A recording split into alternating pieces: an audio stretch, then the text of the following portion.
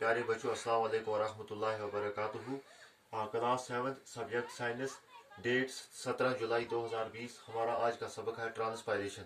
आपकी किताब का पेज नंबर 143। इसमें हम देखेंगे ट्रांसपायरेशन क्या चीज़ होती है। The plants absorb much more water through their root system then what is required for various life activities like growth and photosynthesis. What happens to the rest of the water? The excess of water is lost by plants in vapor form to their surroundings by the process of transpiration. Transpiration is the process of loss of water in a vapor form from the leaves in plants. बेटा, जो plants होते हैं, हमने कल परसों पढ़ा ये कि प्लांट्स जो होते हैं ये अपनी रूट्स, अपनी जड़ों के जरिए जमीन से पानी हासिल करते हैं और ये पानी जड़ों में पहले रूट हेयर से ये जज़ब करते हैं, फिर रूट जड़ में आता है, फिर स्टेम में जाता है, फिर ब्रांच में, फिर लीव्स तक पहुंच जाता है। अब क्या होता है कि ये जो पानी जितना ये पीते हैं, ये सब पानी प्लांट्स में इस्तेमाल नहीं होता है। जिस तरह हम इंसान देखते हैं कि हम पानी पीते हैं, लेकिन सारा पानी हमारे जिस्म में जज़ब नहीं होता है, बल्कि कोई पानी जो है वो हमारे पसीनों की शक्ल में, कोई पेशाब की शक्ल में बाहर निकल जाता है, कोई बहाव की शक्ल में बाहर निकल जाता है। तो बहुत कम पानी ऐसा होता है जो जिस्म में रहता है।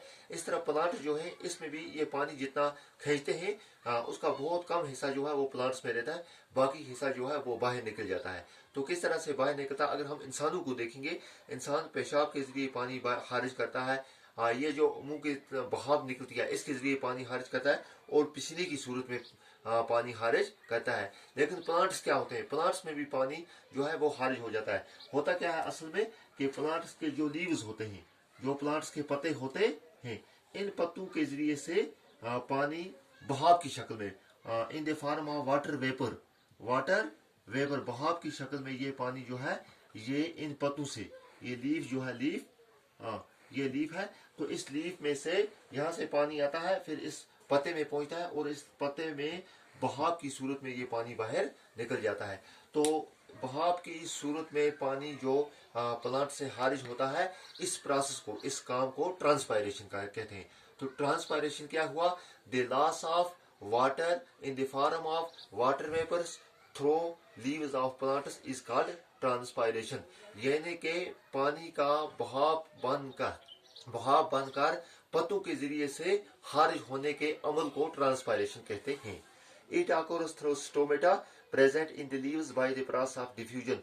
Water absorbed through the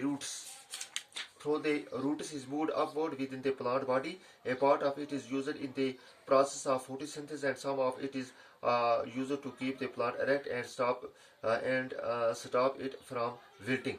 जो पानी ये जड़ों से हासिल करते हैं, वो पानी, उस पानी का कुछ थोड़ा सा हिस्सा फोटोसिंथेसिस में इस्तेमाल होता है। फोटोसिंथेसिस एक प्रोसेस होता है, ये आप कभी पढ़ेंगे। ये वो प्रोसेस है जिस प्रोसेस से प्लांट्स जो है ये अपने लिए भी और तमाम जानदारों के लिए गुज़ा बनाते हैं। तो ये पानी का कुछ हिस्सा इस फोटोसिंथेसिस में इस्तेमाल होता है। जिस तरह से पानी का कुछ हिस्सा मकान बनाने में इस्तेमाल होता है, मकान बनाने के काम में, या पानी का कुछ हिस्सा कपड़ा बनाने की फैक्ट्री में इस्तेमाल होता है, गाड़ी बनाने की फैक्ट्री में इस्तेमाल होता है। इसी तरह से पानी का कुछ हिस्सा फोटोसिंथेसिस, गुज़ा बनाने के काम में इस्तेमाल होता है। कुछ पानी जो है वो प्लांट में स्टोर रहता है, और जो बाकी पानी जो होता है वो इस लीव्स के जरिए से पानी की शक्ल में नहीं बल्कि बहाव की शक्ल में बाहर हो जाता है। तो होता क्या है, ये लीव्स, ये पत्ते जो होते हैं, इसमें छोटे छोटे से सुराख होते हैं, बहुत छोटे सुराख, खासकर पत्ते के निचले वाली तरफ ज्यादातर। तो इन सुराखों को स्टोमेटा कहते हैं। इनको क्या कहते हैं? स्टोमेटा। तो इन स्टोमेटा से ये बहुत छोटे सुराख होते हैं। ये इतने छोटे होते हैं कि इनको हम इस तरह नहीं देख सकते, बल्कि इनको हम माइक्रोस्कोप के जरिए से देख सकते हैं। जिस तरह हमारा जिस्म, यहाँ से आपने देखे ना पसीने निकलते हैं, तो ये पसीने किस तरह निकलते हैं? यहाँ इस चमड़े में छोटे छोटे सुराख होते हैं जो हम इस तरह नहीं दे सकते हैं, तो माइक्रोस्कोप के जरिए हम दे सकते हैं। इस तरह से इन पत्तों में भी छोटे छोटे सुराख होते हैं। इन सुराखों को स्टोमेटा कहते हैं। इन स्टोमेटा के जरिए ही ये वाटर वेपर, ये पानी की बहाव जो है ये पत्ते से बाहर निकलती है, और इस काम को ट्रांसपायरेशन कहते हैं।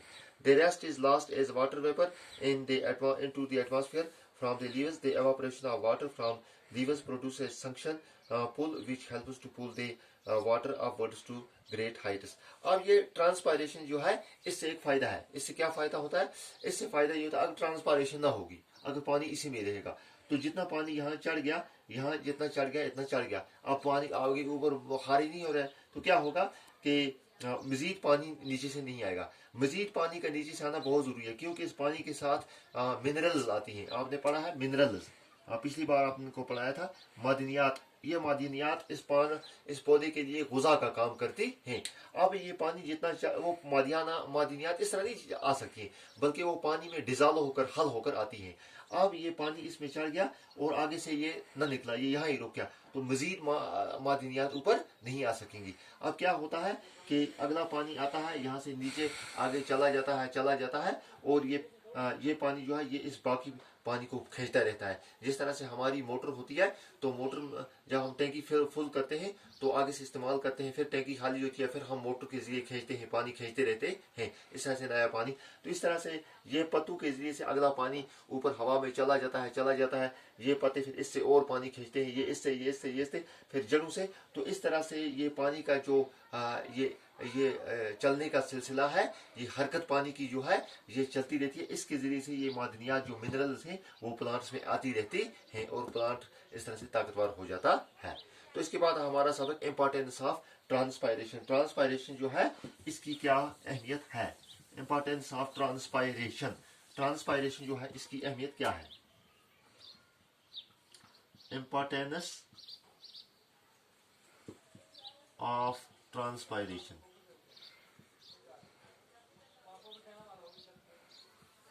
Importance of transpiration क्या?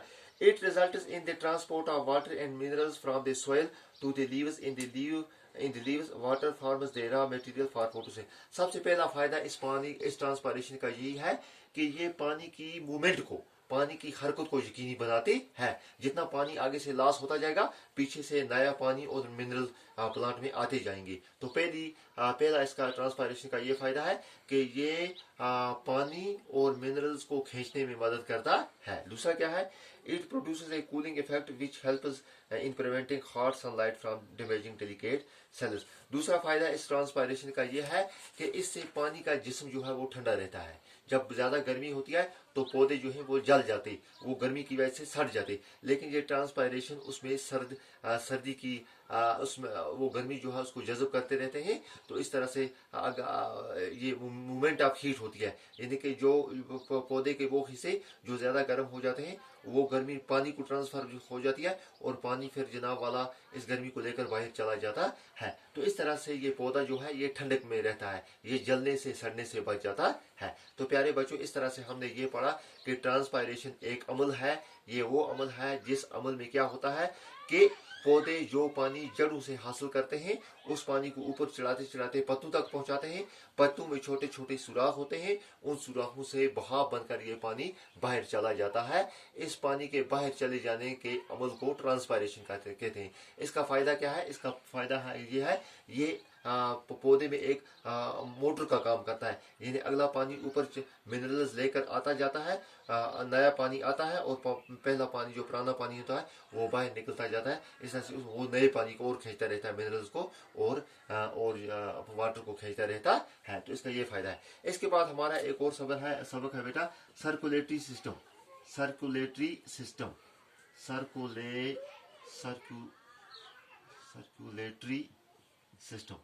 सर्कुलेटरी सिस्टम क्या है? ये जनाब वाला एनिमल्स में होता है। ये किस में होता है? एनिमल्स में होता है। खासकर हायर एनिमल जो है उनमें अच्छा होता है ये circulatory system. Circulatory system is a transport system moving substances through our body with the help of blood. ये सर्कुलेटरी सिस्टम क्या है? इसकी मैं आपको मिसाल देता हूँ। मिसाल के तौर पर हम जो हवा पीते हैं, हमारी हवा हमारे फेफड़ों में जाती है, फेफड़ों से आगे हवा नहीं जाती है। लेकिन फेफड़ों से आगे जो हवा है फेफड़ों से आगे भी जाती है, सेल्स तक जाती है, लेकिन ये हवा की सूरत में इस तरह नहीं जाती है। इसको लेने के लिए एक सिस्टम है, फेफड़ों से लेकर इस सेल तक, फेफड़ों से लेकर पाँव तक, फेफड़ों से लेकर दिमाग तक हवा जो पहुंचती है, इसके लिए एक सिस्टम काम करता है। इसी तरह से हम जो गुज़ा खाते हैं या पानी पीते हैं वो हमारे मैदे में जाता है, उसके बाद वो हमारी अंतड़ियों इंटेस्टाइन्स में जाता है। इंटेस्टाइन्स में इस गुज़ा में जो तगजिया होता है, जो इसमें न्यूट्रेंट्स होते हैं, उसको फिर ब्लड खींचता है। फिर ये न्यूट्रेंट्स होते हैं, ये जो एनर्जी होती है गुज़ा में, ये हमारे जिस्म के हर एक सेल को पहुंच जाती है। तो ये किस तरह से पहुंच जाती है? इसके लिए एक सिस्टम होता है जिसको हम सर्कुलेटरी सिस्टम कहते हैं। मिसाल के तौर पर मैं आपको एक मिसाल देता हूँ। मिसाल, ये बिजली कहाँ बनती है? मिसाल के तौर पर ये बारामूला में बनती है, ग्रिड स्टेशन पर, है ना। तो ग्रिड स्टेशन से ये बिजली फिर हमारे घर में भी आ जाती है। तो ये बारामूला से यहाँ तक किस तरह पहुंचती है? ये खुद बहुत नहीं आती है, बल्कि पहले ग्रिड स्टेशन से ये जनाब वाला ये जहाँ पावर जनरेट होता है, जनरेट है ना, पावर स्टेशन जहाँ बनता है पावर, उससे ग्रिड स्टेशन में आती है, उससे फिर रिसीविंग स्टेशन में आती है, उससे फिर डिस्ट्रीब्यूशन स्टेशन में आती है, उससे फिर ट्रांसफार्मर में आती है, ट्रांसफार्मर से फिर ये यहाँ हमारे घरों में पहुंचती है। तो इसके लिए ये तारें होती हैं। इसके लिए क्या होती है? तारें। इसी तरह से हमारे अल्लाह ने हमारे जिस्म के अंदर बहुत सारे किस्म के सिस्टम रखे हैं, बहुत सारे किस्म के सिस्टम रखे हैं। इन सिस्टम में से एक सिस्टम है जिसका नाम है सर्कुलेटरी सिस्टम, जिसका नाम है सर्कुलेटरी। ये सर्कुलेटरी सिस्टम बहुत ही कीमती सिस्टम है। ये क्या करता है? ये हमारे जिस्म में गुज़ा पहुंचाने का काम करता है। जिस तरह से मिलिट्री होती है ना, आर्मी के कैंप पूरे हिंदुस्तान में, या पाकिस्तान की आर्मी है पूरे पाकिस्तान में फैले हैं, या अमेरिका की आर्मी है पूरे मुल्क में उसकी आर्मी के जनाब वाला कैंप होते हैं। लेकिन इन आर्मी वालों को गुज़ा कौन पहुंचाता है? इनके लिए एक एजेंसी होती है जिसे कहते हैं आर्मी सप्लाई, है ना। तो ये क्या कहते हैं? सप्लाई वाले हर एक कैंप में हर एक फौजी के पास गुज़ा पहुंचाते हैं। या हम देखेंगे हमें गुज़ा चावल वगैरह पहुंचते हैं तो हम स्टोर से हासिल करते हैं। स्टोर को कौन बेचता है? उससे बड़ा स्टोर कहाँ पर है? गोदाम। उससे वो कहाँ से आते हैं? वो मंडी से खरीदते हैं। तो इस तरह से एक सिस्टम होता है गुज़ा पहुंचाने का। हमारे जिस्म में भी एक सिस्टम है जिसको सर्कुलेटरी सिस्टम कहते हैं। तो इसके बारे में हम आप अगर देखेंगे, ये एक फिगर भी है आपकी किताब में, ये देखिए, ये दिखाया भी गया है। तो इस सिस्टम में क्या होता है ये हम आगे देखेंगे इंशाल्लाह। In an adult human body there are about 5.5 litre of blood forming the most amazing transport system in the body. The blood circulates through the body so that it reaches every cell that makes up the body। बेटा, जो इंसान एक जवान आदमी होता है, हट्टा कट्टा आदमी होता है, उसके जिस्म में कितना खून होता है? 5.5 लीटर। हाँ, 5.5 लीटर हर एक इंसान। यानी कि आपका जो 5 लीटर का तेल का 5 किलो का डब्बा होता है ना, हाँ, 5 किलो के तेल के डब्बे में कितना तेल आता है? बस इतना ही खून इंसान के जिस्म में होता है। अब अगर अल्लाह माफ करे किसी इंसान को जख्म लगे थे, फिर उसका खून जल्दी बंद करना चाहिए। अगर नहीं करेंगे तो ये 5 लीटर खून होता है। अगर ये इसमें 3-4 लीटर, अगर ये 4.5 लीटर ज़ाया हो गए तो इंसान मर जाता है। इसलिए खून जल्दी बंद करना चाहिए, कहीं कोई जख्मी हो वगैरह हो जाए। तो 5.5 लीटर एक सेहतमंद इंसान के जिस्म में खून होता है। ये खून जो होता है ये जिस्म के हर एक सेल के में मौजूद होता है। और ये खून एक ही जगह नहीं होता है, बल्कि ये खून रगों के जरिए घूमता रहता है। मिसाल के तौर पर जो खून इस वक्त मेरे नाक में होगा, आज शाम को वो मेरे पाँव में पहुंच जाएगा। जो मेरे पाँव में होगा वो मेरे दिमाग में पहुंच जाएगा। जो मेरे दिमाग में होगा वो मेरे हाथ में पहुंच जाएगा। तो ये खून एक ही जगह नहीं रहता है, बल्कि ये चेंज होता रहता है। ये जिस्म के अंदर घूमता रहता है, एक जगह का दूसरी जगह का। जिस तरह हवा एक जगह की दूसरी जगह घूमती रहती है, इस तरह ये भी घूमता रहता है। तो ये खून जो है ये सर्कुलेटरी सिस्टम का एक हिस्सा है। इसके बाकी दो हिस्से भी हैं, वो हम अगले सबक में इंशाल्लाह पढ़ेंगे। The circulatory system or the blood performs the following functions। अब सर्कुलेटरी सिस्टम जो है, आप इसमें याद रखिएगा, इसमें जनाब वाला इस सर्कुलेटरी सिस्टम के 3 हिस्से होते हैं। एक हिस्सा इसका खून भी होता है। फिलहाल हम अभी एक हिस्से की बात करते हैं, आगे हम तफसील से पढ़ेंगे। अब पहले हम देखेंगे सर्कुलेटरी सिस्टम के काम क्या है। नंबर 1 इसका, it carries transports food and oxygen to each part of the body. Transports food and oxygen, पहला काम यह है इसका, it transports food and oxygen. ये सर्कुलेटरी सिस्टम जो है ये गुज़ा को और ऑक्सीजन को जिस्म के हर एक सेल तक पहुंचाता है। जिस तरह से हमारी तारें जो हैं ये पावर स्टेशन से बिजली हमारे घरों तक पहुंचाती हैं, इस तरह से सर्कुलेटरी सिस्टम फूड गुज़ा को और ऑक्सीजन को जिस्म के हर एक सेल तक पहुंचाने का काम करता है। पहला काम यह है। दूसरा काम क्या है, it carries away waste products to organs like kidneys, lungs and intestines from where they are excreted out of the body. दूसरा काम इसका यह है बेटा कि it carries out waste products from cells to body, from cells to out. मैं इस तरह लिखता हूं, हमारे जिस्म में कुछ हमारा जिस्म मुख्तलिफ काम करता है, इसमें कुछ गंदा मवाद पैदा हो जाता है इन सेलों में। सेल जो है सेल फैक्ट्री के तौर पर होते हैं। इनमें कार्बन डाइऑक्साइड पैदा होता है, इसमें और बहुत सारे गंदे मवाद पैदा होते हैं। तो ये सेल में ये गंदा मवाद है, ये इस तरह से बाहर नहीं निकलता है, बल्कि इसके निकलने का एक सिस्टम है। तो सेल में जो गंदा मवाद पैदा है, खून का पहला काम यह है कि ये गुजा को और ऑक्सीजन को जिस्म से सेल्स तक पहुंचाता है। दूसरा काम है ये सेल से गंदे मवाद को जिस्म में लाता है और उससे फिर बाहर कर जाता है। पहला बात उसका मतलब इसका पहला काम यह है ये गुजा को सेल्स तक पहुंचाता है, और दूसरा काम यह है कि सेल्स में जो गंदा मवाद बन जाता है उसको जिस्म से बाहर निकालता है, सेल से और जिस्म से बाहर निकालता है। तीसरा काम है it protects the body against infection by destroying germs. ये सर्कुलेटरी सिस्टम जो है, इसमें खून भी आता है, इसमें कुछ ऐसे सेल्स होते हैं जो अगर बाहर से कभी जरासीम हमारे जिस्म में दाखिल हो जाते हैं, हाँ बीमारी वाले जरासीम, तो उनको मारने के लिए भी ये काम करते हैं। उसका मतलब है ये जो सर्कुलेटरी सिस्टम है ये एक हिसाब से जिस्म की आर्मी है, ये जिस्म की हिफाजत करने में का काम करती है।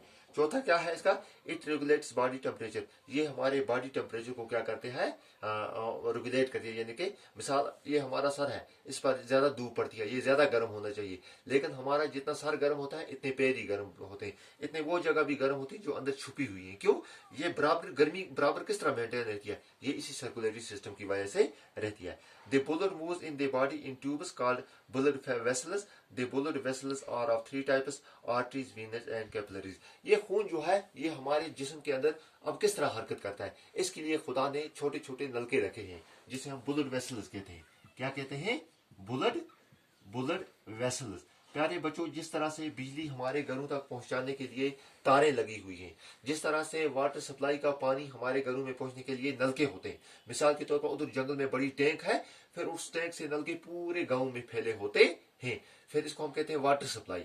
तो वहां से जब इसको ऑन करते हैं तो पूरे गांव में पानी चलना शुरू हो जाता है। इसी तरह से हमारे जिस्म के अंदर भी खुदा ने नलके रखे हैं जिनको हम रग कहते हैं। क्या कहते हैं, रग कहते हैं। तो ये रगें दो तीन किस्म की हैं, ये इंशाल्लाह हम अगले हिस्से में पढ़ेंगे। तो प्यारे बच्चों, आज हमारा ये दो सबक थे, एक ट्रांसपायरेशन और दूसरा सर्कुलेटरी सिस्टम। तो सर्कुलेटरी सिस्टम क्या है, ये एक सिस्टम है, ये खून का एक अंदर सिस्टम है जो हरकत करता रहता है, और जिसका काम क्या है, गुजा सेलों तक गुजा और ऑक्सीजन पहुंचाना, सेलों से गंदा मवाद जिस्म में लाकर बाहर करना, और हमारे जिस्म की हिफाजत करना, और जिस्म का टेम्परेचर बराबर रखना। तो प्यारे बच्चों, इंशाल्लाह रहमान अगले सबक में हम देखेंगे parts of circulatory system. Circulatory system असल है क्या, इसके बारे में हम तफसील से इंशाल्लाह पढ़ेंगे। आज तक हो गया हमारा इतना ही। अस्सलाम वालेकुम व रहमतुल्लाहि व बरकातुहू।